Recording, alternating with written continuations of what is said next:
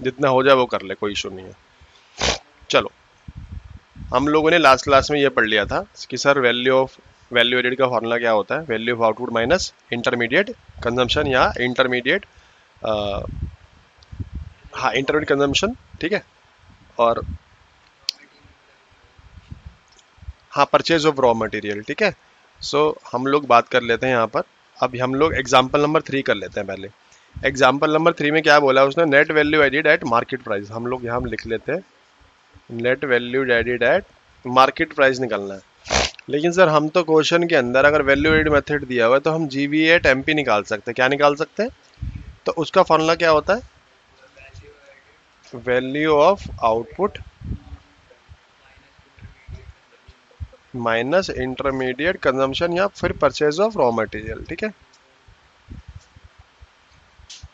यहाँ तक बात समझ में आती है। अब सबसे पहले वैल्यू ऑफ आउटपुट देखो, कहीं लिखा हुआ वैल्यू ऑफ आउटपुट? सर कहीं नहीं लिखा हुआ। अब उसके 3 बच्चे हैं, वो ढूंढ लेते हैं हम लोग। Sales plus changing stock plus production of goods for sale consumption. Sir production of goods sale consumption वाला वो तो होता ही नहीं है। तो देखो सेल्स दिया हुआ है आपको 1 पे, क्लोजिंग और ओपनिंग दिया हुआ है, तो हम लोग इसको कैसे निकालते हैं, सी माइनस ओ, है ना। चेंज इन स्टॉक हम ऐसा कर लेते हैं, सर इसके 2 बच्चे दिए हुए हैं, sales plus change in stock. अगर इस क्वेश्चन में सेल्स के भी बच्चे दिए होते तो हम कंसिडर ना करते। हम लोग कंसिडर कौन सा करेंगे, पिताजी को या तो फिर दादा को, बच्चों को कंसिडर नहीं करेंगे। तो अगर पिताजी दिए हुए हैं जो कि सेल्स है, तो उनके बच्चे अगर दिए होते हैं यहाँ पर डोमेस्टिक सेल्स और या तो एक्सपोर्ट्स, तो हम उसको कंसिडर ना करते। माइनस में इंटरमीडिएट कंजम्पशन, ये तो हम लोग एज इट इज लिख देते हैं, ठीक है। हाँ दिया हुआ तो हम, ठीक है। सेल्स कितना दिया हुआ, 90। चेंज इन स्टॉक का फॉर्मूला क्या होता है, सी माइनस ओ, तो closing minus opening 25 minus 15 minus में इंटरमीडिएट कंजम्पशन विच इज 40 40 40। देखो देखो मैं आपको बताता हूँ, इंटरमीडिएट कंजम्पशन और परचेज ऑफ रॉ मटेरियल। वैसे तो इंटरमीडिएट कंजम्पशन का जो बच्चा होता है वो होता है परचेज ऑफ रॉ मटेरियल। ये दोनों एक दूसरे को सब्स्टिट्यूट करते हैं, लेकिन प्राइमरीली हमें किस पर ध्यान देना है, इंटरमीडिएट कंजम्पशन पर। यहां तक बात समझ में आई। Purchase of raw material basically उसका बच्चा होता है। मैंने जब आपको वो फॉर्मूला कराया था तो उसके मैंने स्लैश लिख दिया था, तो लेकिन यहाँ पर प्रायोरिटी हम किसको देंगे, इंटरमीडिएट कंजम्पशन को। फिर हमें परचेज ऑफ रॉ मटेरियल नहीं लेना, हमें मान के चलेंगे कि already purchase of raw material intermediate consumption में इंक्लूड है। हाँ ठीक है, तो हम ये जब निकालेंगे 90 प्लस 10 माइनस 40, तो आंसर कितना आएगा, 60। कितना आएगा, 60। आपने क्या निकाला सर, ये आपने निकाला GVA एट MP, बट हमें तो क्या निकालना है, NVA एट MP। एक मिनट दे दे बस। अब हमें क्या निकालना है, NVA एट MP। सर जो निकालना है वो हमें लेफ्ट साइड लिखना है, जो गिवन है वो हमें राइट साइड लिखना है। अब GV, हाँ जर कंपलसरी नहीं है but it is the easiest way, थोड़ा इजी हो जाता है, ट्रांसपोजिंग करने की जरूरत नहीं पड़ती है। देखो VA और MP दोनों सेम है। अब हमें ज़रूरत क्या है, नेट से ग्रॉस से नेट पर जाने की। ग्रॉस पर नेट पर जाने के लिए आप करते हो माइनस डेप्रिसिएशन। क्या डेप्रिसिएशन दिया हुआ सर, 20 दिया हुआ है। अगर हम यहाँ पर डेप्रिसिएशन नहीं दिया तो उसका दूसरा नाम दिया हो सकता है, जिसको हम लोग क्या बोलते हैं, कंजम्पशन ऑफ फिक्स्ड कैपिटल, ठीक है। तो अब ये 60 दिया हुआ है, 60 में से आप 20 माइनस करोगे, 20 दिया हुआ है, तो you will get the answer 40। तो फाइनल आपका आंसर आ गया, NVA एट MP इज ₹40। यहाँ तक बात समझ में आई। अब आपको सारे क्वेश्चन इससे क्लियर हो जाएंगे। अब आ जाओ ऊपर वाला टॉपिक। ऊपर वाले टॉपिक के अंदर मैं आपको पहले कुछ बातें बता देता हूँ इसके अंदर, उसके बाद फिर आप इसको स्टार्ट करेंगे, ठीक है। अब ध्यान समझना, sales by firm A,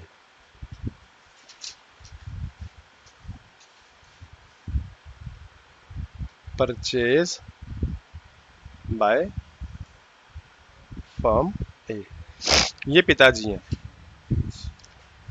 for example sales by firm A दी हुई है 10,000 रुपये, ठीक है। अब इसके बच्चे कौन कौन है, सेल्स, हम ये फर्म में किसको सेल करेगी, sales by firm A to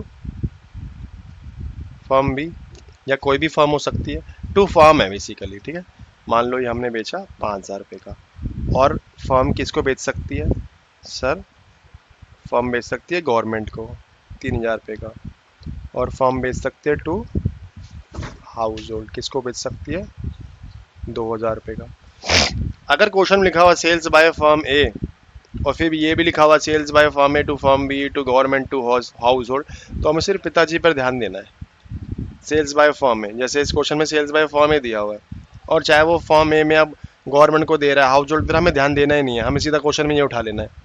अभी दिखाऊंगा कैसे, ये बात ध्यान रखना। सेल्स बाय फर्म है, ये पिताजी है, अगर पिताजी की कोई वैल्यू दी हुई है तो हम बच्चों की वैल्यू नहीं लेंगे, हमें कार्ड किसको पकड़ाना है, पिताजी को, जो कि कौन है, सेल्स बाय फर्म है। ये ऐसे लिख रहा हूँ क्योंकि जब हम लोग वैल्यू ऑफ आउटपुट निकालते हैं तो हमें सेल्स की रिक्वायरमेंट पड़ती है, तो एक तीसरा मेथड है ये निकालने का। फिर आता है purchase by firm A, purchase by firm A, ये भी दिया हुआ है 10,000 रुपये, कितना दिया हुआ है 10,000 रुपये, ठीक है।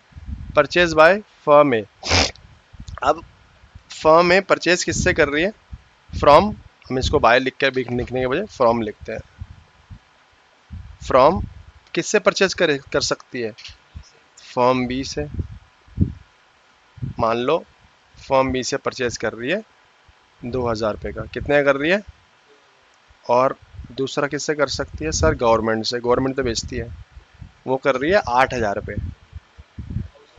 हाउस होल्ड से तो परचेज कर ही नहीं सकती क्योंकि वो माल बेचता ही नहीं है। तो पिताजी का नाम क्या है, परचेज बाय फर्म है, उनके दो बच्चों का नाम क्या है, फ्रॉम बी और फ्रॉम गवर्नमेंट। यहाँ तक क्लियर हुआ बात, यहाँ तक क्लियर हुई बात।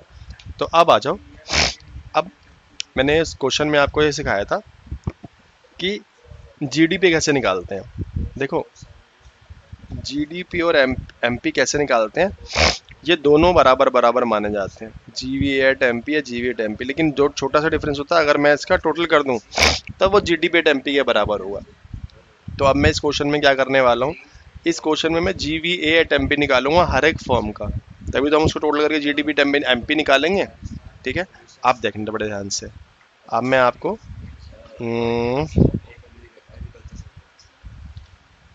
हाँ डन हो गया, चाहो, ठीक है। अब यहाँ पर देखो, फर्म ए का वैल्यू एडिट निकाल रहा हूँ, ध्यान से सुनना। फर्म ए का मैं क्या निकाल रहा हूँ, जीवी ए एट एम पी, और फिर उसके नीचे निकलेगा फर्म बी का GV A at M P. Sir दोनों का फॉर्मूला क्या होता है, value of output minus intermediate consumption, हाँ, value of output minus intermediate consumption. मैं डायरेक्टली लिख लेता हूँ, sales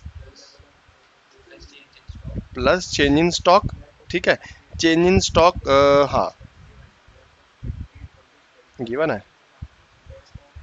change in stock minus में परचेजेस बाय फर्म है, ठीक है। इसी तरह से नीचे वाले का भी दिया जाएगा, सेल्स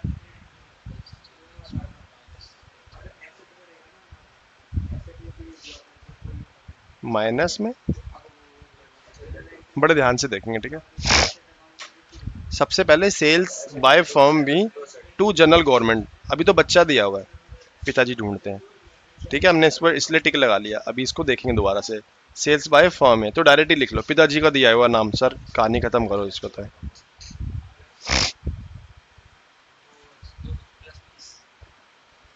अच्छा पहले हम उसका ढूंढ ले, देख लेते हैं, sales by firm B to household, sir ये sales by firm B to household, sir ये दूसरा बच्चा दे दिया है ना। अगर यहाँ पर टू फर्म मिल जाता है तो हो सकता है चांसेस बन जाए। अभी देख लेते हैं, चेंज इन स्टॉक दिया हुआ फर्म ए का, ये भी दिया हुआ डायरेक्टली, ये तो इजी हो गया, ठीक है। हाँ उठा लो, ठीक है।